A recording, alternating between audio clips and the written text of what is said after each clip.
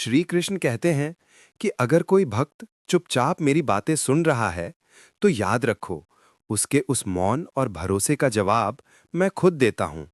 सिर्फ उसी एक के आगे झुको, जो तुम्हें कभी किसी और के सामने झुकने नहीं देगा। हमेशा अच्छे लोगों की संगति चुनो, क्योंकि सुगंधित फूलों का कचरा भी कीमती इत्र से महंगा साबित होता है। श्री कृष्ण कहते हैं, जो लोग तुम्हारी सही बातों का भी गलत अर्थ निकालते हैं, उनसे सफाई देने में अपना समय व्यर्थ मत करो। एक दिन पछतावा होगा कि वो खूबसूरत जीवन तुम्हारे सामने था, लेकिन तुम दुनिया की उलझनों में फंसे रहे। किसी को एक बार माफ करके नेक बनो, लेकिन दोबारा उसी पर भरोसा करके मूर्ख मत बनो। सच्चे अपने वो होते हैं जो तुम्हारे दर्द को महसूस करते हैं, वरना राह चलते लोग भी हालचाल पूछ लेते हैं। मेहनत का फल और मुश्किलों का समाधान थोड़ा देर से सही, लेकिन जरूर मिलता है। दूसरों का भला चाहो तो वही अच्छाई तुम्हारे जीवन में लौट कर आएगी। यही प्रकृति का अटल नियम है। टूटा हुआ सामान सबसे ज्यादा चुभता है, जैसे टूटा भरोसा, दिल, नींद या उम्मीद।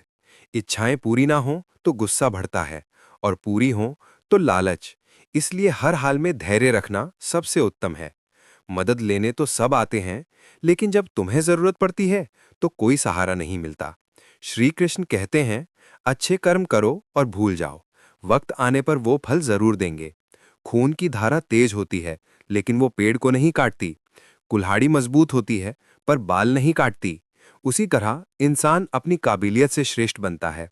खुद को दूसरों से मत तोलो। मुश्किलें भारी थैली की तरह लगती हैं। देखते रहो तो बोझ लगती हैं, लेकिन उठा लो तो हल्की हो जाती हैं। जब परमात्मा तुमसे प्रेम करता है, तो वो सिर्फ तुम्हारे हित की बात करता है, और उन लोगों को दूर कर देता है जो तुम्हारे लायक नहीं। अपनी परेशानियां किसी से शेयर मत करो, क्योंकि 80% लोग परवाह नहीं करते, और बाकी 20% खुश हो जाते हैं कि तुम मुश्किल में हो।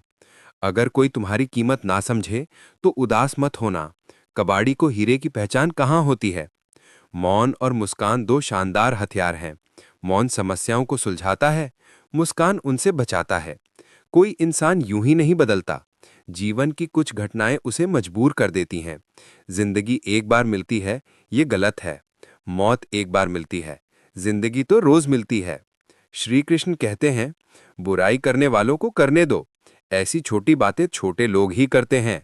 सिर्फ धोखा देना ही धोखा नहीं, बल्कि अपनेपन का नाटक करना भी बड़ा धोखा है। हिम्मत मत हारो, अभी आगे का सफर बाकी है। जिन्होंने कहा कि तुमसे नहीं होगा, उन्हें करके दिखाओ। जिसका साथ दो, खुलकर दो। विरोधी कहलाओगे, लेकिन गद्दार नहीं। कोई रिश्ता अपनी मर्जी से नहीं जुड़ता। कब, कहां और किससे मिलना है, ये ऊपर वाला तय करता है। बोलने वाले बिना सोचे कुछ भी कह जाते हैं, लेकिन सुनने वाले पर क्या असर पड़ता है, ये सोचो। जीवन जीने के लिए मौन जरूरी है, लेकिन जब मर्यादा की बात आए तो शस्त्र उठाना अनिवार्य हो जाता है। मन खराब हो तो कड़वे शब्द मत बोलो। मन ठीक हो जाएगा, लेकिन बोले शब्द कभी वापस नहीं आते। धोखा देना एक कर्ज है, जो किसी न किसी के हाथों चुकता होता है। सहन शक्ति वाले व्यक्ति से कोई नहीं जीत सकता। लड़ने की ताकत तो सबके पास होती है, लेकिन जीत रिश्तों से मिलती है। बुद्धि सबके पास है, लेकिन चालाकी या ईमानदारी संस्कारों पर निर्भर करती है। जीवन में कुछ भी आसान नहीं। एक सांस लेने के लिए भी पहले सांस छोड़नी पड़ती है। जो लोग तुम्हारे जज्बातों की कद्र नहीं करते, उन्हें अलविदा कहने में कोई हर्ज नहीं। संभाल कर रखी चीज और ध्यान से सुनी बात कभी कमजोर नहीं होती। बस खुद से मत हारो, बाकी सब श्री कृष्ण संभाल लेंगे। घमंड से कई रिश्ते टूट जाते हैं। कसूर हमेशा गलतियों का नहीं, शक का भी होता है। शंका का कोई इलाज नहीं, चरित्र का कोई प्रमाण नहीं।